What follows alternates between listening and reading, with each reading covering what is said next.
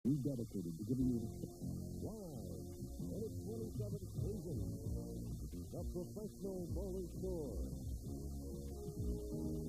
Today from the Kansas City area, it's the $140,000 King Louie Open. Here's our field of five. Looking for his first PBA championship and appearing in his second finals of the Women's Tour, Tony Westlake from Edmond, Oklahoma. He'll be bowling against the 1985 Firestone Tournament of Champions winner, Mark Williams of Beaumont, Texas. In the number 3 position, Leroy Barnhop of St. Charles, Missouri, who's be shooting for his second title. A two-time winner here is Don Ganello from Perrysburg, Ohio. And leading the tournament and looking for his third championship in the first since 1980, Sacramento, California's Palmer Faldrin. That's our field today on the Professional Bowling Tour. This time, Mark Williams. So, the first match live on the championship show. And you remember our opening, Leroy Barnhop in third, Don Ganello in second. And our tournament leader, usually our statistician, Palmer Faldrin, here at the West Side. And so we're off and running. Right on the first time. Right, Chris, we have the two different styles. We have Tony Westlake with the more conventional style, the down and in style, and very much under control. And now the power player, Mark Williams, coming up with the glide shooting hook. Second appearance this year. Third is the showboat. Pretty shot.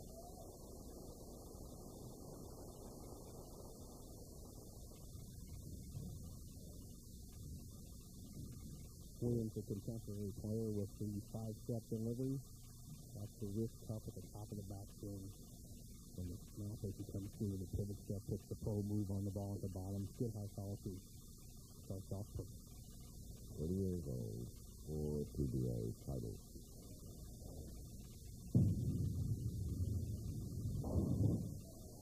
Trouble. All right, putting the pressure on Westlake, who's 29 from Edmond, Oklahoma. He was third in Don Carter's New Orleans Classic this year. 4th TV appearance overall for him.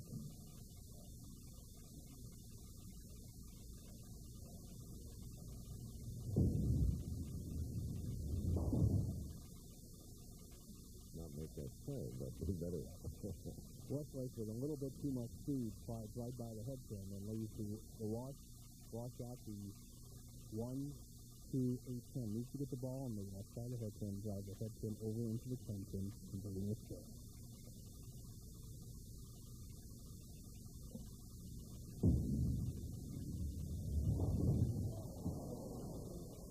Tough break, isn't it? Did he almost do as you recommended, Doug? Did he hit the pins where you told him to? Pretty close, Chris. He slides the head pin over, but misses the pin. If you look at his style, shoulder high swing, good long slide. And in this particular lane, just did not get the miss on the ball and stood by the head pin. Now he's up in the third frame. He trails by 22 pins. Mr. Consistency. And now Mark Williams with the 4 titles. A lot of experience. Earned $15,000 thus far this year. And he's a winner of 2 major PBA championships, the Firestone and the Budweiser Tournament Players.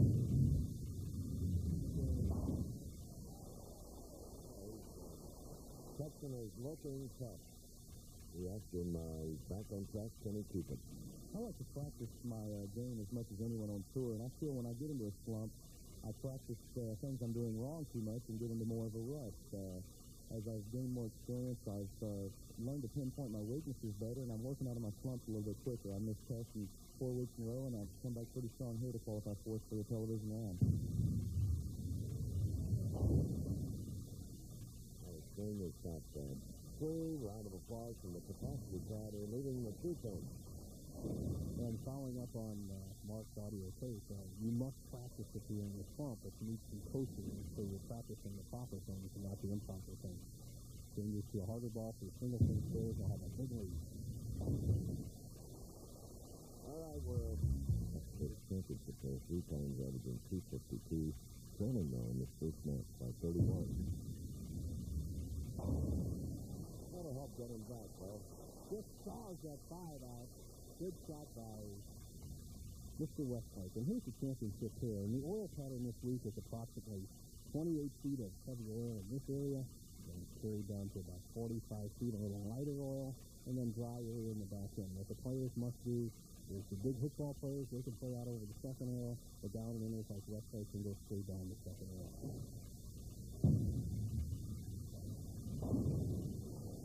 Leaving a 4-ton.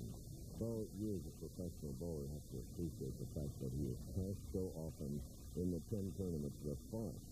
No doubt, as you see his ball drifting a little bit high, the 2-pin goes to the sideboard, almost tips out the 4, and against these two starts in the 42nd game, the 11th frame, he carried that hit to sneak by him and into the top 5. Tony Westlake, Edmond, Oklahoma, has 9 of 10 tournaments. Taking a lot to do with this guy, Chris. He has pretty good power, good spare shooter, and he plays just the medium play. Williams up, leads by 22 this game.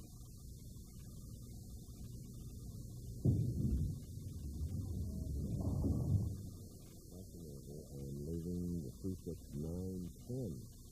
The speed of sharp break on the ball as it comes up high. It's like it's going to settle in the pocket.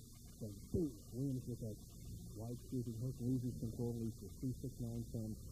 One of the most difficult spares for pro bowlers or any bowlers on the tour. You must make sure you get the ball between the 3 and 6 pins and still carry out that double wood movement.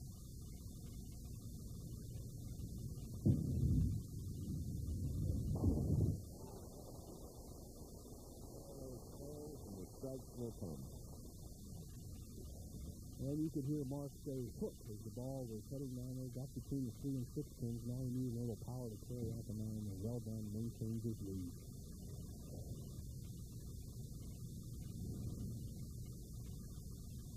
Look how carefully he sets himself in the left lane.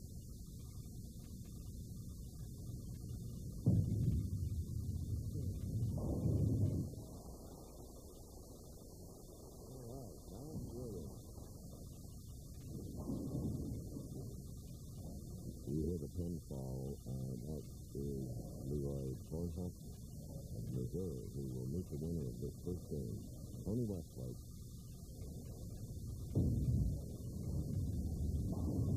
Yes.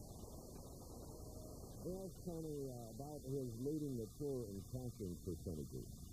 Well, Bo, before I came out on tour, I bowled in a lot of different bowling alleys and had a lot of experience on different conditions and different line surfaces. And the second thing is I don't hit the ball very much, and I'm able to control it fairly well. And this year I'm making my spares a lot better than the first 2 years I was out.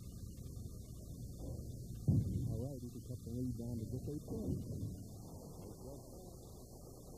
Tony Westlake. Starting from the number 5 position, his opponent finished 4th overall from a field of 128. And as you see, Tony has closed the gap to within 8.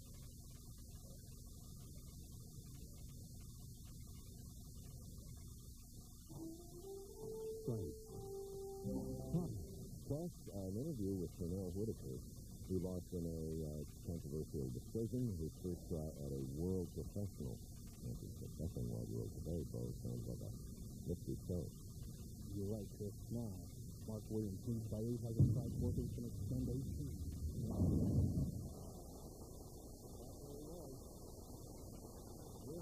Today, then our very first game, and we hope Leroy Bornhoff doesn't wear himself out practicing. He's really shooting off to a pair to our right. This is a shot that really the pros love. It goes a little bit high, takes the 2 pins, throws it against the sideboard, and gets between the 4 and 7 pins, carries the high hit, and has extended his lead to 18. Right down that left lane.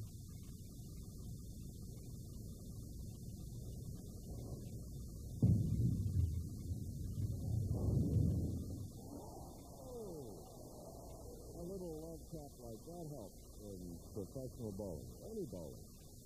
What a shot. What a great break Mark Williams got right here. Watch the action of the head pin. Going to the sideboard, you're going to see the 2 pin swing. But watch the old head pin come running around and take out the 2 and extend his lead over Westlake to 20. What a quick break. And Tony Bransler, there was a slight distraction. He stepped off the approach. Back on it now because he has a double up and he's shooting in the 8th frame. Oh, yeah. That little 5'6" fire plug means business. 42-game tournament. Westlake, after 16 to 24, then in the qualifying of 18, moved up to 16th spot. Kind of hung around in the middle of the pack, 18th, 19th, to the first 16 games of the finals, and made a tremendous charge in the last 8 games last night, finishing with 7 strikes in a row against Dave Shuchar to jump into the top 5, and now he can cut Williams' lead down to just 8 points. Tony now is left with the 1-2-4 as he seeks his first title last year, winning over 40,000, and this year he has already earned, without winning, 24,295. The ball just spotting by the head pin, and a good tip to be taken here. When you're zeroed in and you miss the head pin, it's normally when you just kind of jump on it too quickly. You just want to throw the ball too quickly. You don't wait for the swing, and you slide by the head pin. And now, Mark Williams, the year 85 was a good one for him. He won back-to-back tournaments, first in Windsor Lock, and then the next week, the Firestone Tournament of Champions.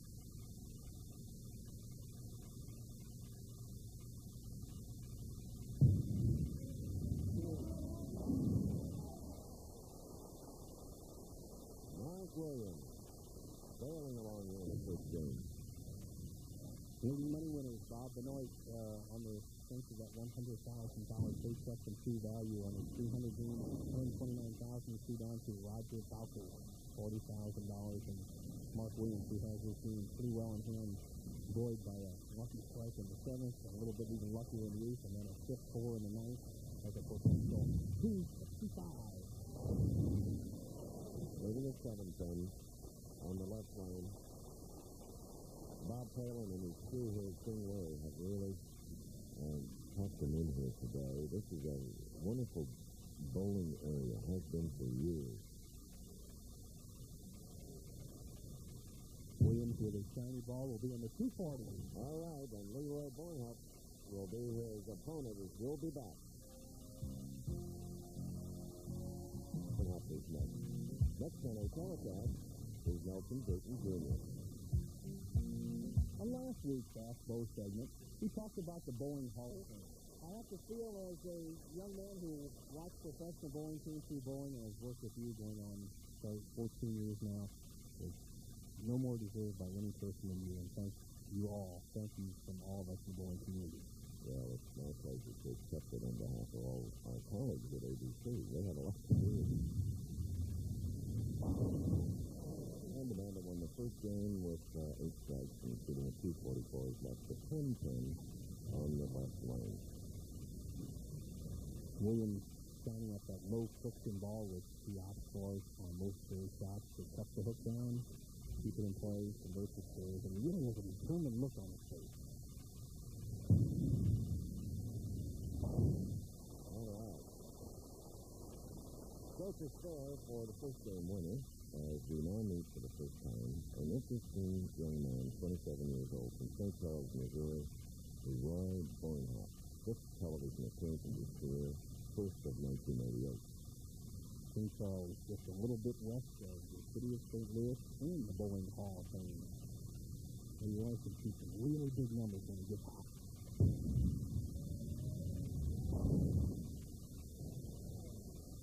Leading that Singleton, the only man to shoot a perfect 300 game this week here at King Louie Lane. Leroy was a little extra speed, pretty tentative, but not letting the ball drift high and maybe getting a strip open the match. Sends it wide. Pretty safe shot, easy shoot. Winner of the 1987 Budweiser Classic from the number 2 seed as we play a profile view.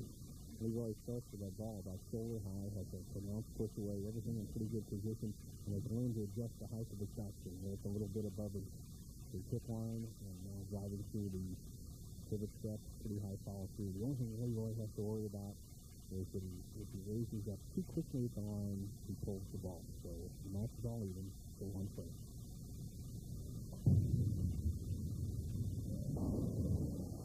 And the way you can sense the energy when he thinks that they just sort of like Mark Rubbing, just feel that lots being put on the ball.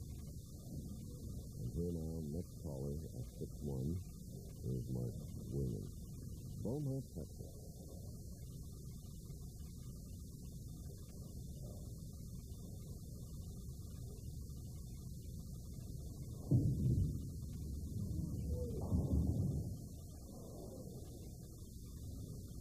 Done again.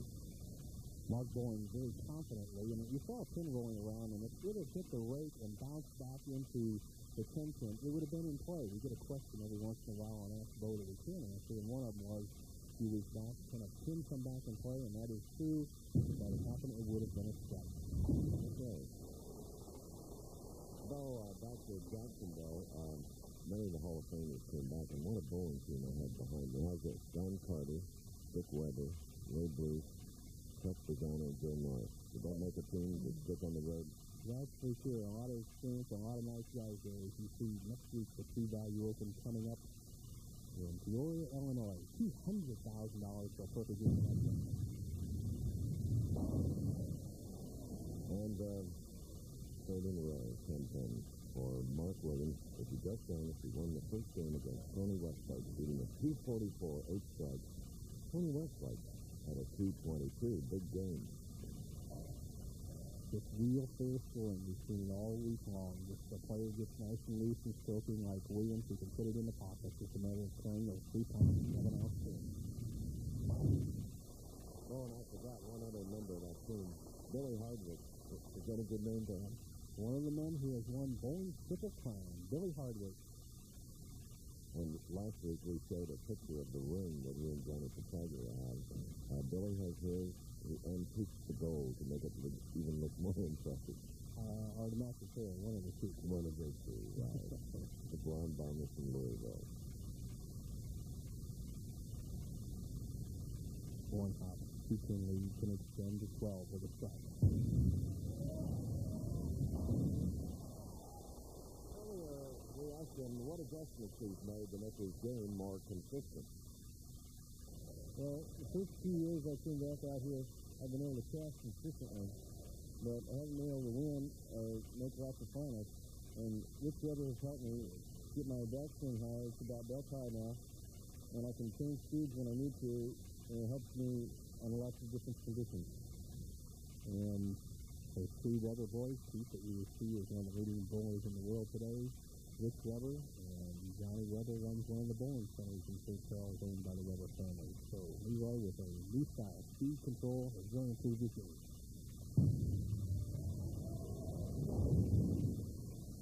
And now Leroy has left the 2 and sleeper face. His wife looking on, driving up from St. Charles, about a 4-hour drive. Cindy knows that Leroy has to very tough there. Every time you have a sleeper pin, you have to make sure you hit the front pin solid and carry the ball through to the back 8 pin. So Leroy will just there would maintain his lead at 20 pins. 5-year-old daughter Tara watching too today.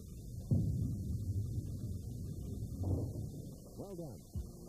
Leo Barnhart against Mark Williams. 5 years old, and her mom Cindy watching Dad go against Mark Williams of Beaumont, Texas, who is up now, and he's trailing by 10 pins. He's playing.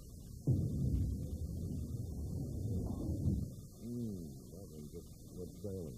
See you later. And what we talked about, the characteristic of Louie lanes, you can play the big hook, but you must keep it between the second and third arrows. You send it too wide, it like slides off the cliff. Here's Mark Williams to get it out to about the 5th board.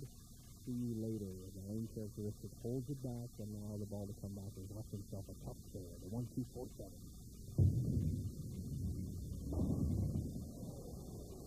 Well done. Little shaker again, but they down. Mark Williams with a 244 in the first game, and Westlake's total was 212, not 222. And here we go. Game that may not be as high in scoring, but who knows? as we just reaching nearing the halfway point. Fourth consecutive switch frame for Williams.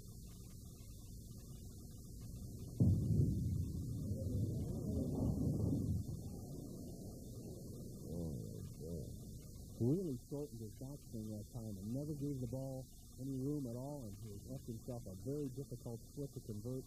He needs to get the ball over between the 3 and 10 pins, have the ball take out the 3 and 9, and deflect into the pin.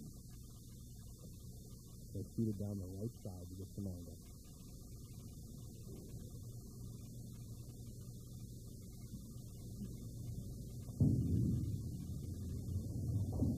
Nope, open frame. Surprising, Chris. He went to the extreme left, and when you're to the left, you can make the 3 and 10, but it's very difficult to get the 9 pin out. And so what happens, he hits the back area that we're talking about, and the ball snaps too much. He carries out the 3-9. He's now feeling Leroy Bornhopper's on the coast by 28. Still working. Didn't set up. So now we can get a look, though, at how best to try to convert to 2-7.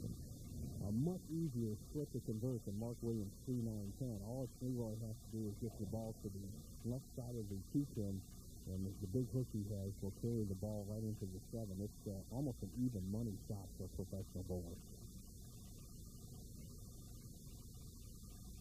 Leroy drawing that imaginary line with his eyes from the arrows down through the trajectory of the pines and into the 2 pin.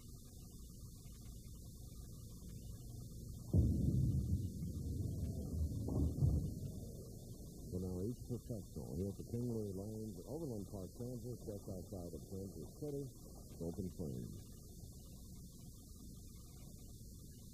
Leroy doesn't like it. The ball doesn't take as much break as he expected. Puts the 2 pin right in the face instead of on the left side. And now has left the match wide open. Leroy has 895 through the 5th. Mark Williams 80 through the 5th. Only 15 pins separate the 2 pros.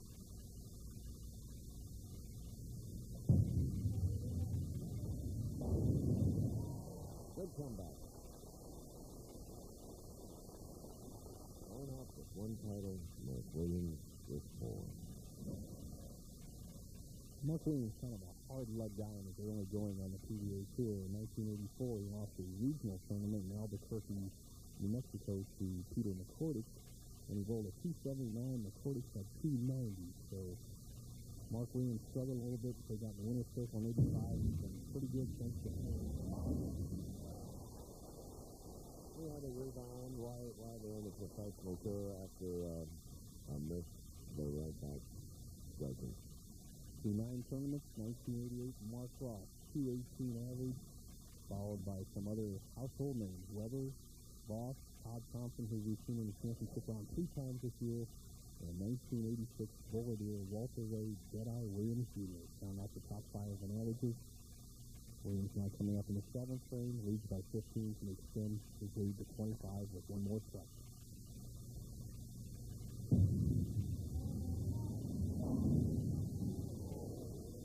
The 6th man on the left lane, the man who has 18 television victories compared to only 8 losses. That is pressure shooting. Just a real good break here. Ball just high on the left-hand lane. Has a 6, 7, and 7 pin standing. The head pin comes around. White shot to 10 pin. Has left Mark with an easy spare. With a conversion, he would trail. Leroy Bornhop by 15.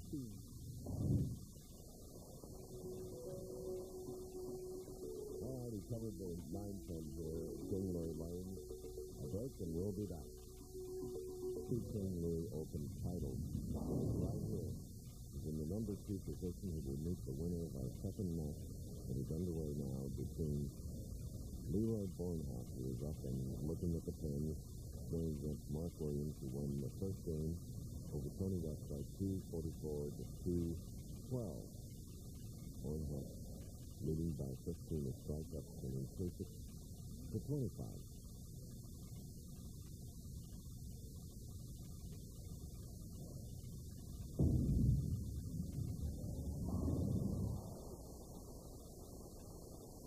What a dandy shot Leroy rolled on that to kicking the ball. And Flames are kind of going through the transition we talked about at the top of the championship rounds. You see Leroy's route to the top five. He started off a little bit slow in the first two rounds of ball finding and came on strong the rest of the tournament.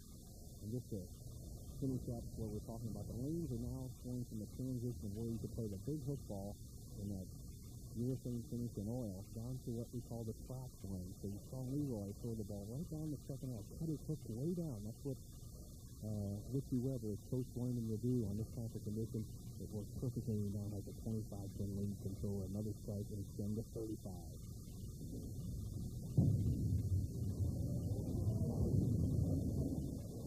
A big break there for Leroy. He has a nice little sense of humor. He had a beautiful shot in practice, and I said, you were robbed. He said, but I still have my wallet. I love it. His ball slides by, and Leroy has what we call a spinner type roll, where the ball kind of rolls like a top down line. He turns his hand on the top of it. There you see it spinning, and converts the square. In our second match, Bornhop and Williams. Williams now will be shooting in the eighth frame, getting really late for him, winning the first game with a square up turning by 24.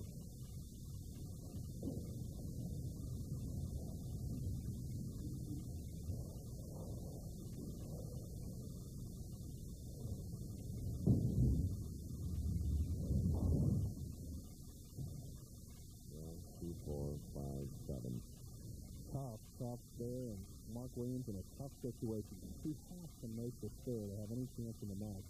The best Mark Williams can roll now is a 190 game, let me see, 196 if he converts it. Leroy Bornhop going at a 204 pace, so Williams must make this score. Trouble. Second open in this second game after looking so consistent and powerful. The first shooting at 244. That's why we say this King Louie bowling surface is a test of all skills. It was like a par 3 on the first game that Mark Williams rolled. He had the big hook working, and now the lanes have toughened up. It's sort of golf jargon. The wind has come up, and he's got to change his shot a little bit. He's left now with 3-10 split.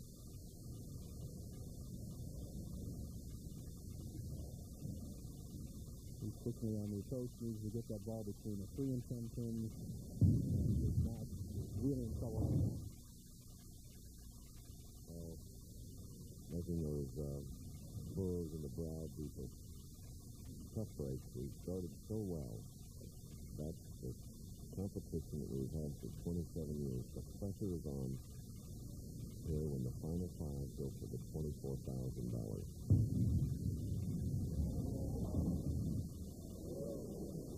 Another break. Leroy Bornhop, who has this match well in hand, has the ball go down there and looks like it's apparently in good shape. And then that sharp hook he has at the last 10 feet breaks through, and he almost reaches the 4-10 split, breaks it up. He's the easy 10 pin to convert.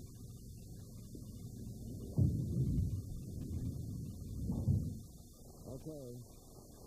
Bornhop will meet Don Janello, a seasoned veteran from Perrysburg, Ohio. After this part on Mr. Palmer Fargan, we have Don Janello now stepping in because he will meet Leroy Bornhop in the third game. 212-162 Bornhop, the winner, here at the King Louie Lane in Overland Park, Kansas. On today's Old Spice Tip of the Week, Nelson Britton Jr. will show you how to use your trailing foot to help your accuracy on the lane. Today's Old Spice Tip of the Week is brought to you by Old Spice Fast Track Wide Deodorant. It blocks odor better. One of the problems that many players have, especially the younger bowlers, is turning their body out of the shot. This causes the ball to go to the right and no leverage or control of the shot. There's an easy way to solve this problem, and that's to let your right foot, not your left foot, your right foot work as a rudder to keep your body on line with the target. Watch this as I throw this shot. Watch how my right foot holds my body in position.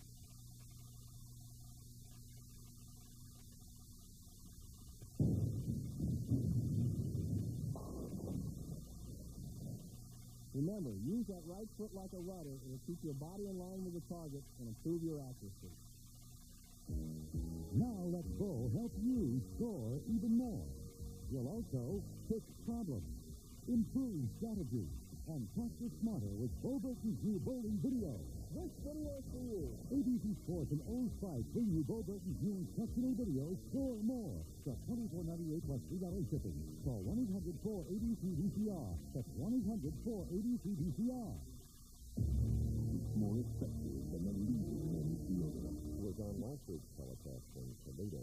The man who has won tons here goes against Boynton who won against Williams 212 to 162. This man, I figure, to be the toughest in the field today.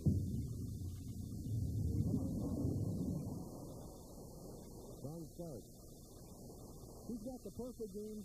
He has the confidence going. He made the championship round last week in the PBA National Championship. He's won twice here, and he has the right line, the down and in shot, which is working right now on the lane, somewhere between the second and third areas.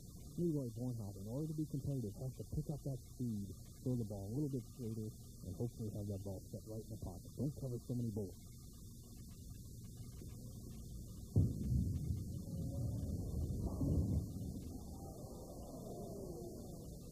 Almost. 10-10 on the right lane for Bornhoff. Let's do it again from another angle. You see the spinning release of Leroy Bornhoff, the ball making about 14 revolutions down the lane. So hit the head pin light when it comes spinning across from the left sideboard, almost getting the attention. But he made the proper move towards the pocket. He cut his foot down, threw the ball a little bit straighter, and he can be competitive against Janela with that type of shot. Nearing the channel, coming up, covering the 10-10. Remember his opponent opened with a strike down Janela. Waiting now in the wings, out to occasionally, is second number Homer Foster. One of the new guys anyway.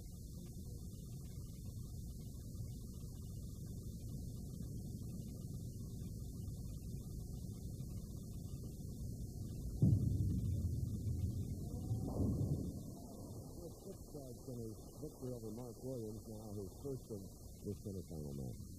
Smart move by Leroy. Cuts the hook down. He's playing the lane. He says, hey, the track characteristics that we were talking about is coming through as you look at the grip of Don Janela. A 5.5-inch span using a urethane bowling ball has a strikeout.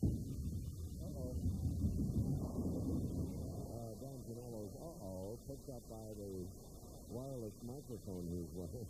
He'll take the Brooklyn. Janela's textbook style has that stutter 4.5-step delivery. Look at that head nice and steady on the target. Locked elbow. Look at the position at right elbow. Wrist nice and flat. Good long profile. Stretches through. Pulls this ball. Crosses over to the Berardi side of the lane. The 1-2 as we've seen Bill Berardi use that side of the lane to win this tournament 1 year. Now Janela's trying to capitalize. Good man, originally from Long Island, now has a three-bagger here in a semifinal game. It's Bornhoff, the strikeout will be shooting the third. That's the 10 cut the lead to 10.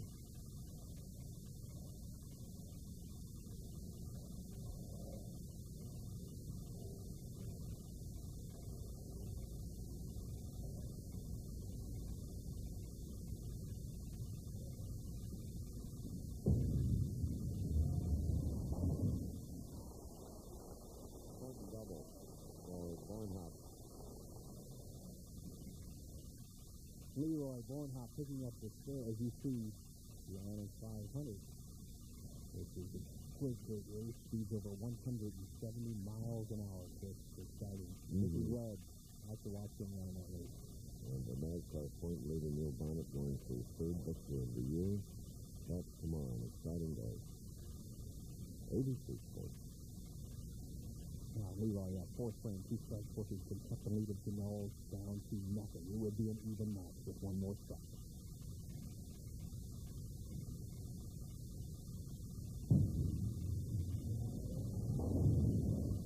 Oh! Now, one of the most unusual strikes we have seen. And look at this strike. Watch the action with 2-10. That's the third pin in left-hand player's team. It's going to the sideboard. It looks like he has the 4-7-10 split. Here comes the 2-10. It knocks out the 4. The 4 slides over. Hits the tail end of the 6. The 6 takes out the 10. And when you add it all up, it's a strike for Leroy Bornhop to even the match against Don Janello, who is perfect 2-3. The Copperfield or Houdini strike we'll call on.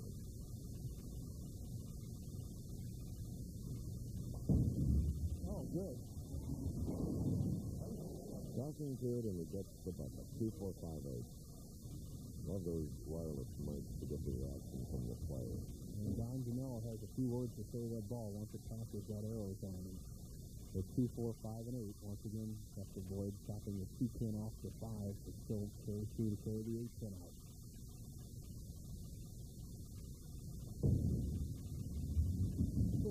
Well done. Don Janello has won twice on these lanes. We asked him why the center is so good to him. I feel I have a good shot in this bowling center because it usually requires going straight down the lane and with a little bit of hook on the end and relying on accuracy, and I feel that's my strong point. Strong point of any game is to use a ball, and you can shoot a basketball all you want if you can't put it in the cylinder. It doesn't count. Accuracy, 95% of the game. Janello trailing by 4. Bowling out of Harrisburg, Ohio, at Suburban Stadium, where we were last week for the PBA West Coast National Championship. He's pumped up, you can tell. Very confident coming into the championship round. He came down earlier this morning as he see the World Ski Flying Championship coming up. Chris, is that similar to the ski jumping you did in the Olympics? Yes, it's 30 meters more, which means they could reach 600 feet. In the air, flying. Not for me. Here's Leroy, has a chance to take a 14-10 lead.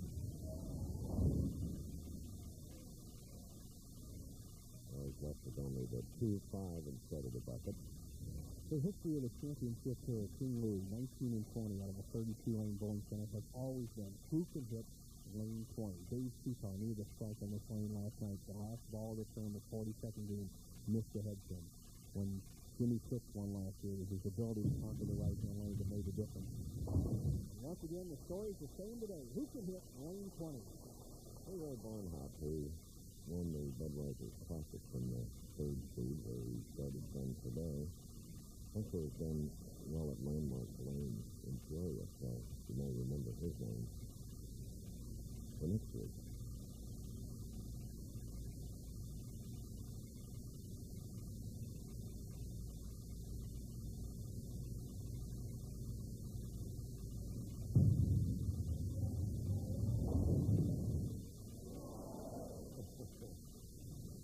Leroy breaks up the 3-6-7 split, ends up with just a 6-10 to shoot at.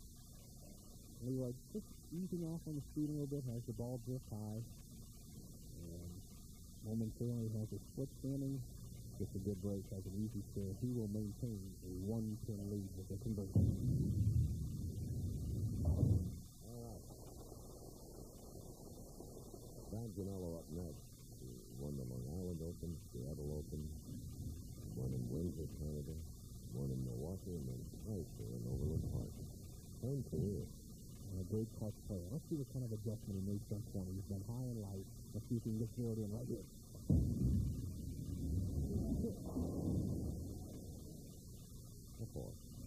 The words of Don Janello, it's fit. And what he was asking for is the ball just to not drift high and leave the forefront. He thought he made the proper adjustment as you see his wife Mary looking on. And he thought the ball would be solid in the pocket. But the track area, the worn area, the old characteristic, whatever you like, caused the ball to drift high. It's a great championship to play this game. And remember, as we look at now, that the winner of this match will meet the tournament later, Homer Baldwin. Don Janello round by round. That's where he was at the first round, and a nice first-step advancement. No doubt, 18 games qualifying, 24 in the finals. Trying to hold that second position right now against Leroy Bornhop and challenge our tournament leader, Palmer Falcon. Okay. Little knee bending and Richmond at the line, and we get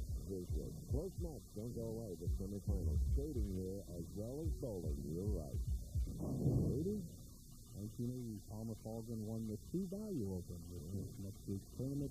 He just dominated the field here, but he's waiting on the wings to see which player he will compete against for the championship round. Leroy Bornhop, who leads by 1, or Don Janelle, 7th place.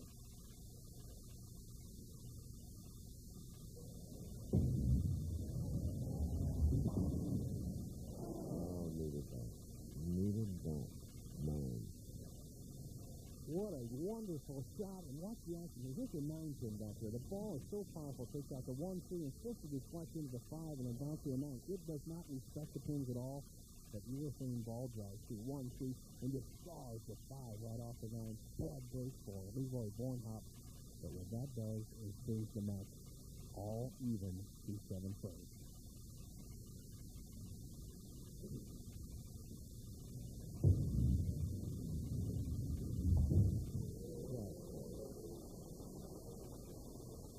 I'd rather take off a little tension and pressure because we made it, and that's what counts. The semifinal match, the winner of that final game, the runner-up or loser, will receive $13,000. The winner, $24,000. The loser of this game is out, yet just a check for $8,000.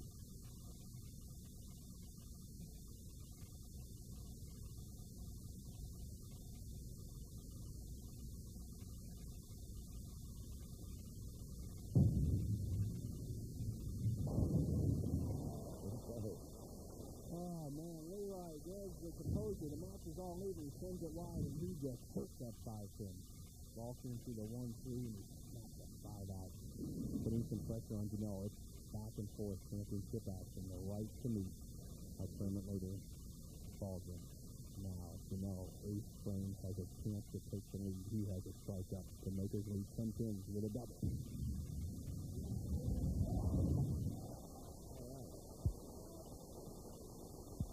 Winning here in uneven years, 83 and 85, he picked up his following. Last week in Toledo, being Reznor Perrysburg nearby, he had his following. It's great when they do pick out somebody.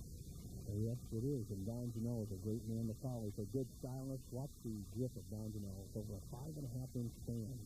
It's a grip.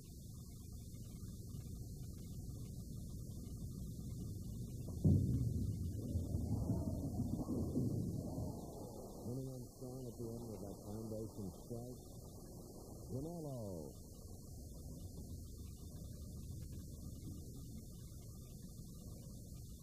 Look at the eyes, concentration.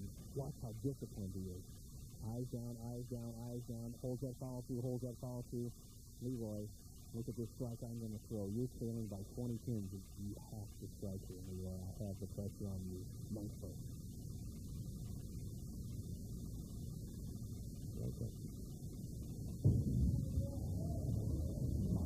Oh, he accepted the challenge. Leroy Bornhop.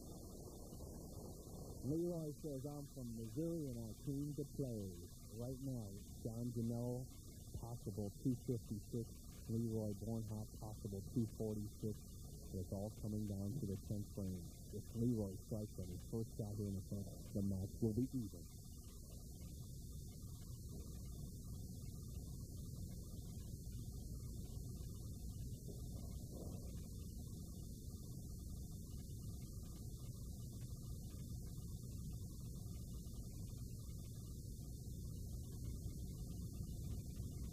Lane.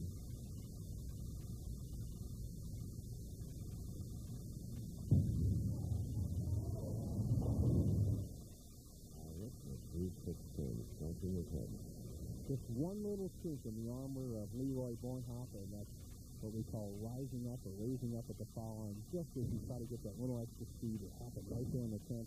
The match is not over, but he's put himself in a little bit of trouble. The best he can keep is 223.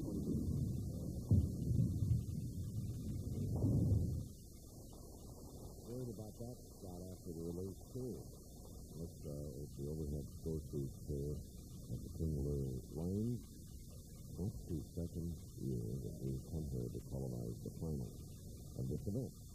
And I like those large overhead scoreboards, not only for league play, but it's terrific for tournament play. Leroy Bornhoff, possible 223.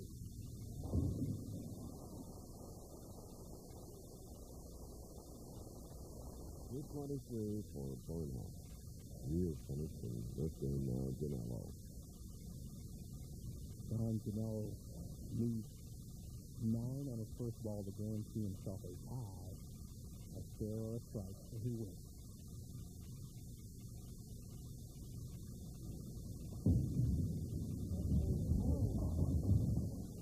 That was real good.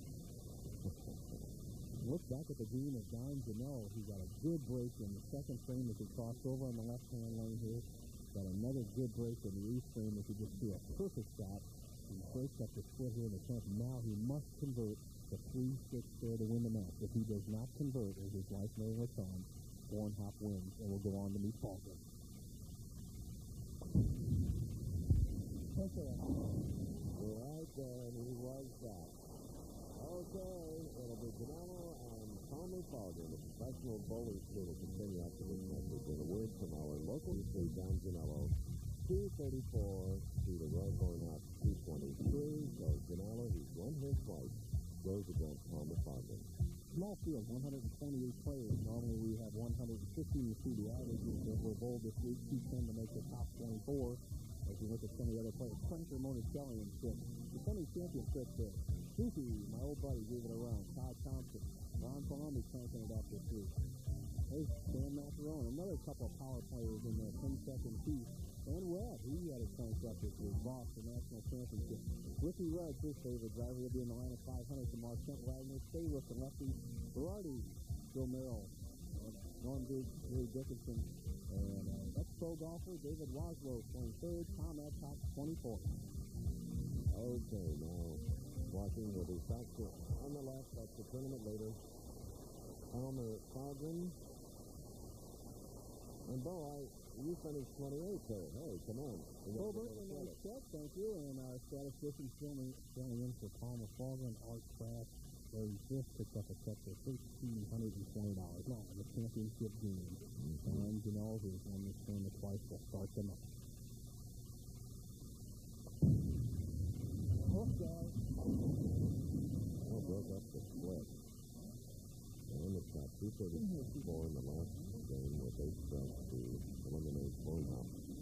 Got a 223. I love this comment on that Wireless Life. He says, Don Janelle, you know you've been here before. Remember? What do I do?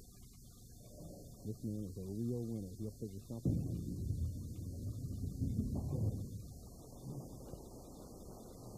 Okay, now we've got our first look today. 37-year-old Palmer Falcon.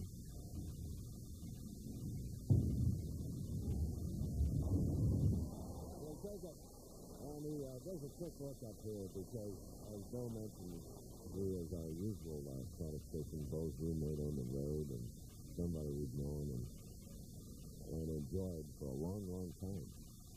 You're right, Chris. And, you used to tell me about my putting. If you don't get it to the hole, you can't make the putt. And if you don't hit the head pin, you can't strike. So Palmer starts off with a good break. 66 needs to take advantage of that good break to start. Right here, second place. If you don't think this is impressive, Palmer hasn't been on television since 1983. Well, some of it's his bowling undoing because he doesn't bowl on a regular basis except this year. And part of it is he's changed his game. He's got top physical condition. He's ready to win. Second frame.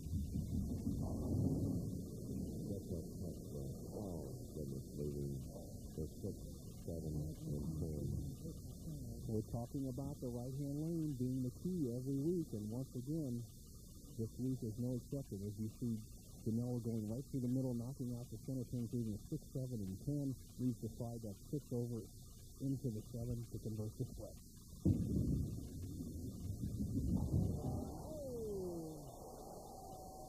What's that? Pretty competitive. After converting the 6, 7, 10, well done. What a dandy shot, Janelle. Keeping balls in place. Two of the most accurate bowlers I've ever seen before on the tour. Janelle, not worried about that slant. Just mix that 6 pin, drives it over into the 7, keeps the pressure on Falgren. just tremendous.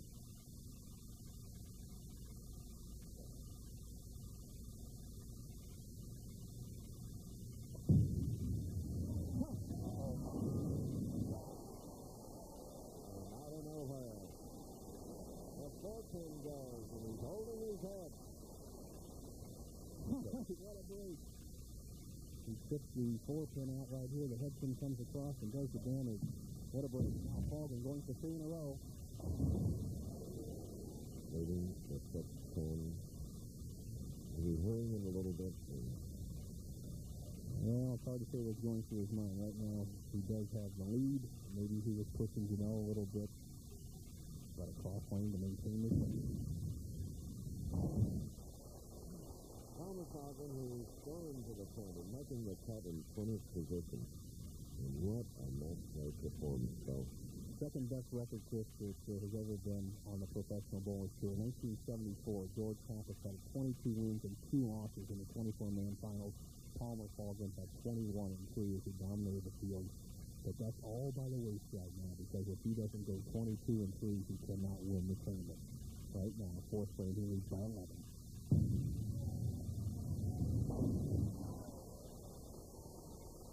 He's back. They open with a double spare in his strike. He's pumped up.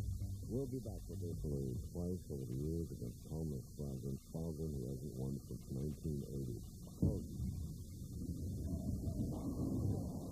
With that strike, a double for Don Janello, who has come within 1 pin of the tournament leader, Fagan.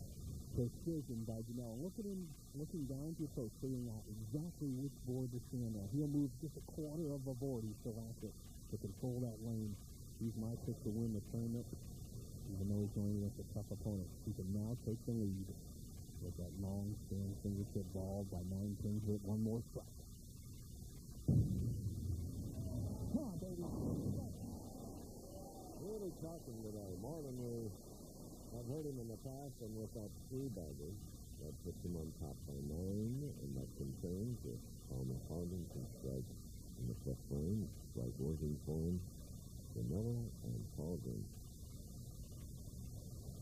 2 shots, right-hand lane. Both players have been struggling. Janello made the adjustment in the 4th. Let's see if Fagan can do it in the 5th. Sure did. Physically fit, Palmer Fagan. Palmer's 4-step delivery by the textbook. A lot of this is credited to one of his good friends, Freddie Borden from Akron, Ohio. Spent many an hour with this young man. Everything shoulder high, straight ahead, eyes down. Look at the extension. Big shot there. You know, Chris, I've been around Palmer a long time, and he's never been in number 1 position before, but he's come from behind before, so let's see if he can take this tournament. Now, here's the leaders by round. We say it was an even tournament. Look at 6 different leaders, 6 different rounds. First time all year. Now, Fagan leads by 1. Whipping through, but leaving the 10 on that left lane. 24,000 for the winner here today. That score would make the match even 2-6-5. $11,000 difference winning or losing. The title is important. Earning it. You're right about that title, Chris. 11,000 is a lot of bucks, but also the Firestones at stake for Fagan. Janello, due to his 6th PBA championship as a berth in the Firestone, Fagan has not won in 8 years.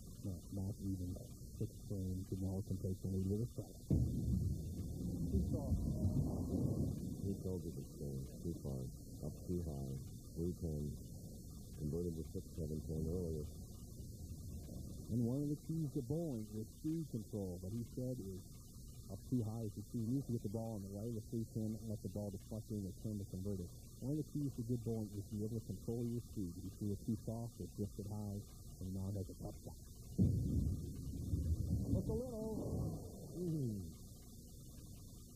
Well, moving the 3, open frame in the 6th after a 3-bagger. And now it's a 14-10 lead by Palmer Fagan. Usually super active down, you know, just missed by a whisker. He needed that to maintain his even pace with balls, and now he falls in arrears by 14, 7th frame.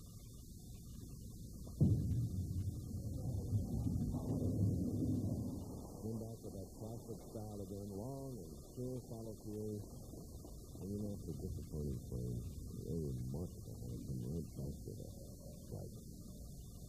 Hogging up, he has the square working, leading by 14, shooting in the 7th frame of the championship game.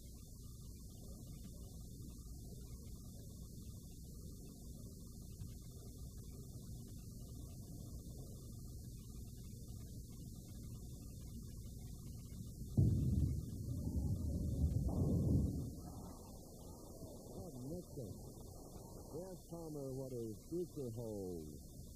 Here's what he said. Well, Nelson, I'm going to finish out this season. This is my 19th season. I'm going to move down to Boynton Beach, Florida, and work in the bowling business, in the pro shop business, and bowl part-time, maybe 5-10 tournaments a year. Keep my hand in it. I love bowling, and I'm going to stay in it until I become a senior, so I can bowl the seniors tour. That's a good project for him. He's 37 and a little while to go, but he's well liked along the way. Now, big frame. He can open a commanding lead with a strike.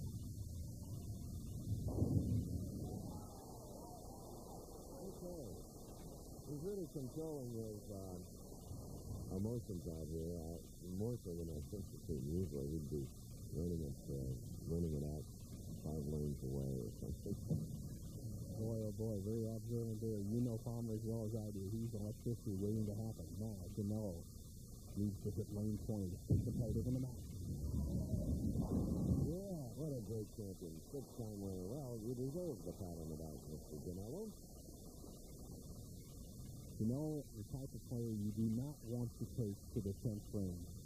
His profile reads that he's won 3 championships here on ABC TV by coming in the 10th frame, failing and throwing strikes to win. His last one in Milwaukee, where he threw a double to beat Mark Ross. Now, he can make this match within 4 points. He can strike in the 9th against Paulson. Let's go.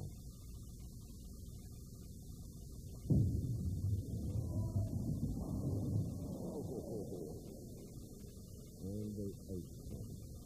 What a bad break for Janelle. Solid in the hole. He's going to even the match almost up, put the pressure on Palmer.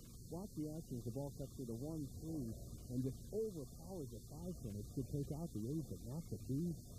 Tough break for Janelle. Ooh. Nice game. Okay, so Palmer following a 15-10 lead. With a double up.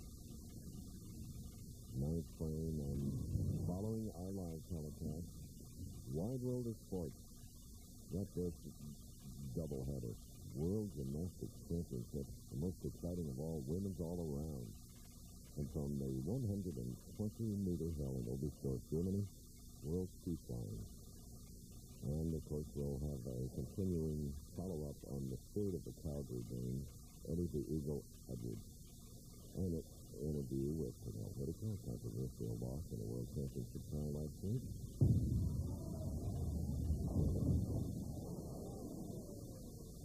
One of them left to 7. Palmer kept the ball in play. He'd love to have that strike, but he doesn't want to drift high and give another opening to Janelle as the match goes back and forth. And you see the way he falls in. Really snuck in the final, qualifying 20th and got red hot, winning 21 of 24 matches. Now he's in position to hit the title. Look out. Ooh, almost. Stuck at the line.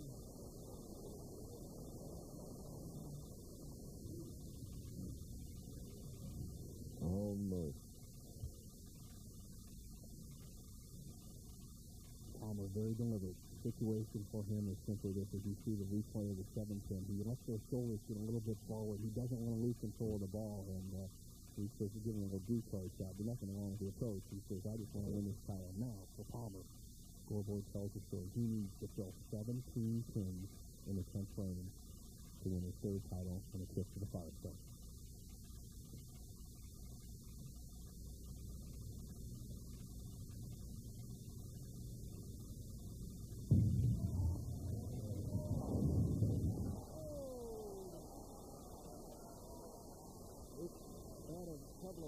moments at the line, though. He really did. He wasn't sure whether it was going to happen. The wall shot. Palmer keeps it in play, and he knows where he's going the last week of April now. He knows it when he lets go of that. You just don't know, Chris, how many years he's been waiting for that ball. 8 years. Yep, and we have followed him and have admired his tenacity and his getting into condition, physical shape, mental shape. You know we'll win a lot more, but this man here deserves that title. Oh, the tape. Now, Palmer proved one thing. He's never lost a championship game. He's never won number one before, but he did it today. It's one of those very gratifying victories, whether we knew him as well as we do or didn't, because he has really battled, not winning since 1980, imagine, and still coming out here and trying. The victor, Palmer Fargan, will be back. Disappointed for Don, of course, because he is great and both great today, but for you, Mr. Fargan, a title is so important. Well, it is. The win is always it's great, and that's was number one thing on my mind when I was bowling Don. Sometimes I got lost in the game. I didn't even know what frame I was in, and Don left a solid 8, which was just a horrible break. I got a good break in the 10th frame, and sometimes that's what it takes to win, and it happened. Well, Bob Palin, President King Louie, is right here with a wonderful trophy, which I know you will accept, and I think equally important is a check, Don. Palmer, you're a real gentleman and a great champion, and we're pleased to have you as the champion of the 1988 King Louie Open. Congratulations. Thanks, Bob. I know Bob Taylor for a long time, and I've been coming to the Kansas City area and its bowling center since 1970. We've known each other for a long time, so he had that speech ready for me. Yeah. You know, your roommate had these wonderful tears of happiness in his eyes because you're a great pal. Here he is with Don Janelle both. Well, I'm proud of Palmer, but Don Janelle, a lot of championships here in the Firestone, and really the whole story was the right-hand lane for you. Yeah, the right-hand lane broke down a little more than I expected it to, and I didn't adjust to it quick enough. I also made a couple bad shots that cost me, but hey, Palmer bowled a great game. He deserved it. Well said. Palmer Fargan, congratulations. Chris, back to the champion. Palmer, you indicated on one of our little sound bites, you know, that you were only going to bowl occasionally next year taking a bowling job. Does this victory change your future plans? No, it doesn't change anything. The victory was sweet, but I'm still going to get a business going and bowl part-time on tour. It's real hectic traveling around, as you know, because you guys have been traveling a lot of years. And I'm going to get off the tour and settle down. And I'd like to thank my buddy Nelson. He's helped me out all week, kept me calm all the time, and told me to do one thing, and that was to win the tournament. We did it, buddy. You're a champion. And Firestone will be coming up for you. Again, congratulations. Thanks, sir. Okay. Palmer Fargan, the champion. The executive producer of ABC Sports is Jeffrey Mason. The Professional Bowlers Tour is produced by Carol Letter, directed by Jim Gannett, technical director Les Wise. Now this is Chris Schenkel, along with Nelson Burke Jr. saying so long from Overland Park, Kansas. Coming up next, ABC's Wide World of Sports, presenting two world-class events, the world's finest female gymnasts competing for the all-around title at the World Gymnastics Championship, plus great action in the 120-meter hill thrills of the World Sea Flying Championship. We'll also talk with Pernell Whitaker about last week's controversial bout for the WBC Live.